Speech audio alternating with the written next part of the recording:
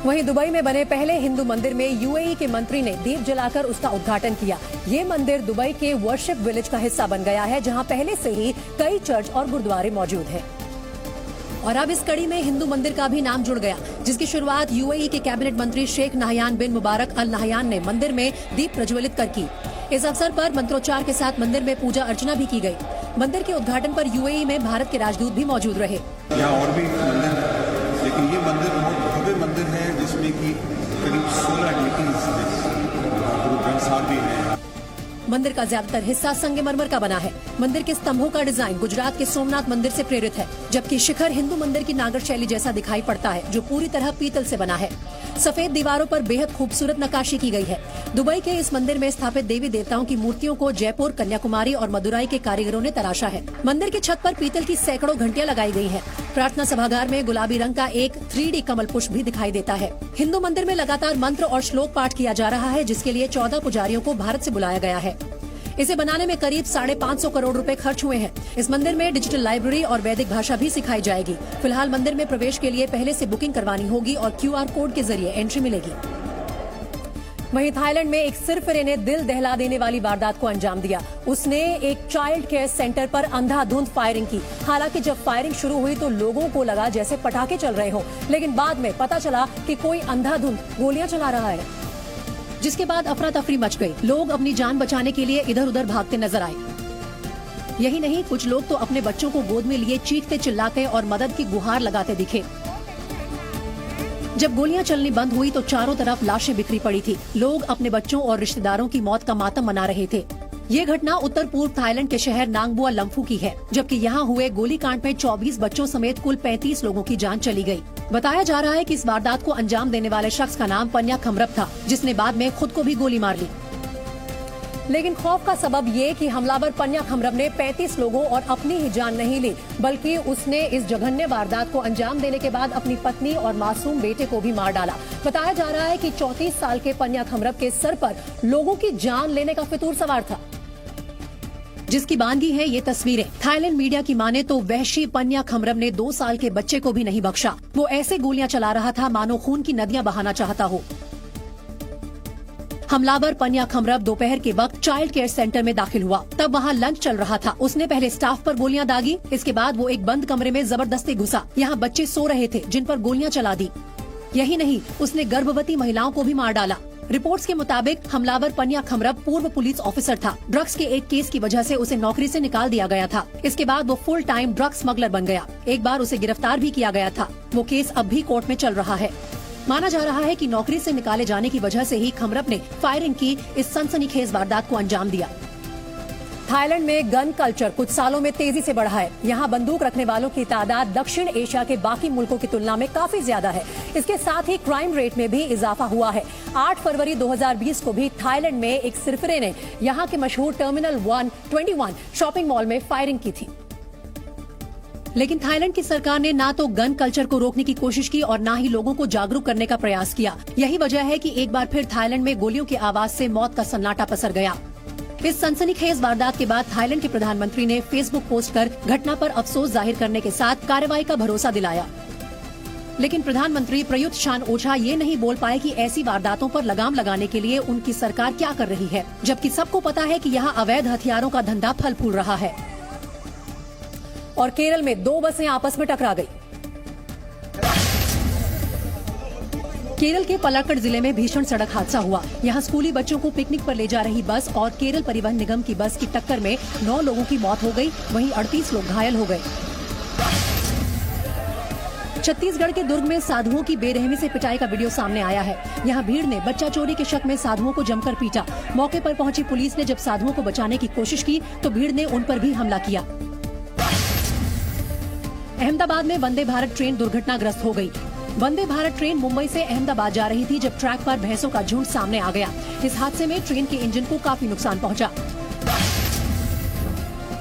अलीगढ़ में बीजेपी विधायक के समर्थकों ने टोल प्लाजा कर्मियों से जमकर मारपीट की। इस मारपीट का एक सीसीटीवी वीडियो सामने आया है, जिसके आधार पर अब पुलिस मामले की जांच कर रही है। थाईलैंड के एक चाइल्ड केयर सेंटर में अंधाधुंध गोलीबारी में 30 से ज्यादा लोगों की मौत हो गई। मरने वालों में ज्यादातर बच्चे शामिल हैं। शूटआउट के आरोपी ने अपनी पत्नी और बच्चे को गोली मारने के बाद खुदकुशी कर ली। गुरुग्राम में एक बदमाश ने पुलिस की पीसीआर वैन पर हमला करा। इस हमले में 3 पुलिस वाले घायल हो गए। भूंडसी थाने के पुलिस वाले एक अस्पताल में झगड़ा सुलझाने पहुंचे थे, लेकिन पुलिस वालों के पहुंचते ही उनकी पीसीआर वैन पर बदमाशों ने हमला बोल दिया। एक बदमाश पीसीआर वैन पर डंडे बरसाता दिखा। बदमाशों के हमले में पीसीआर वैन का अगला शीशा पूरी तरह टूट गया। गाड़ी की सीट पर भी शीशे के टुकड़े बिखरे दिखे, जबकि गाड़ी के डैशबोर्ड और सीट पर ईंट के टुकड़े दिखाई दिए। बदमाशों के हमले में पीसीआर वैन का पिछला शीशा भी पूरी तरह से टूट गया। गाड़ी का हैंडल भी टूटा नजर आया, जबकि हमले में घायल पुलिस वालों के खून के धब्बे भी गाड़ी पर लगे दिखे। पुलिस पर करीब आधा दर्जन बदमाशों ने हमला किया था। वहाँ पर गई तो जो लोग झगड़ा कर रहे थे उन्होंने पुलिस को भी एक नियत से उसके ऊपर गाड़ी चढ़ाने की कोशिश की। हमले में घायल 3 पुलिस वालों का भी अस्पताल में इलाज चल रहा है। पुलिस ने 2 नामजद आरोपियों सहित कई अन्य के खिलाफ केस दर्ज किया है। हालांकि अभी तक पुलिस वालों पर हमला करने वाले किसी आरोपी की गिरफ्तारी नहीं हो सकी है। बदमाशों का कहर पुलिस वालों के साथ साथ एक अस्पताल के कर्मचारी पर भी बरपा, जिसके साथ बदमाशों ने मारपीट की। डंडे से किए गए हमले में अस्पताल के इस कर्मचारी के हाथ में गंभीर चोट आई है। बताया जा रहा है कि जीवन अस्पताल में दवाई के पैसे मांगने पर बदमाशों ने कर्मचारियों के साथ हाथापाई की। पैसे मांगने पर उन्होंने उनका हाथापाई की, मार पिटाई की, जिसके बाद भूंडसी थाना के पीसीआर को जीवन अस्पताल की ओर से कॉल किया गया। जैसे ही पीसीआर वैन मौके पर पहुंची, बदमाशों ने वैन पर लाठी डंडों से हमला शुरू कर दिया। अब कुछ दिन पहले हुई बारिश के बाद दिल्ली एनसीआर में डेंगू के मामले तेजी से बढ़ रहे हैं। आंकड़ों के मुताबिक दिल्ली में पिछले हफ्ते के मुकाबले डेंगू के मामले 4 गुना तक बढ़ गए हैं। स्वास्थ्य विभाग के आंकड़ों के मुताबिक दिल्ली में पिछले हफ्ते डेंगू के 412 नए मरीज मिले हैं, जबकि पिछले साल पूरे सितंबर के महीने में दिल्ली में डेंगू के सिर्फ 217 मामले सामने आए थे। जानकारी के मुताबिक इस साल डेंगू के 900 से ज्यादा मरीज मिल चुके हैं। वहीं गाजियाबाद में अब तक 269 और नोएडा में 40 मरीज सामने आए हैं। डेंगू के अलावा दिल्ली एनसीआर में मलेरिया और चिकनगुनिया के मरीज भी तेजी से बढ़ रहे हैं। समाजवादी पार्टी के संरक्षक और उत्तर प्रदेश के पूर्व मुख्यमंत्री मुलायम सिंह यादव पिछले 5 दिनों से गुरुग्राम के मेदांता अस्पताल में भर्ती हैं, लेकिन अब भी उनकी हालत नाजुक बनी हुई है। उन्हें देखने के लिए शिवपाल यादव और रामगोपाल यादव के अलावा समाजवादी पार्टी के तमाम दिग्गज अस्पताल पहुंचे हैं। लेकिन जब अखिलेश यादव अपने पिता के स्वास्थ्य की जानकारी लेने के लिए अस्पताल पहुंचे तो उन्हें देखते ही एक कार्यकर्ता रोने लगा। अखिलेश उसके पास गए और ढांढस बंधाने लगे, जबकि समाजवादी पार्टी का कार्यकर्ता समर्थक फूट फूट कर रोता रहा। वो अखिलेश से कहता नजर आया कि भैया बाबूजी को बचा लीजिए।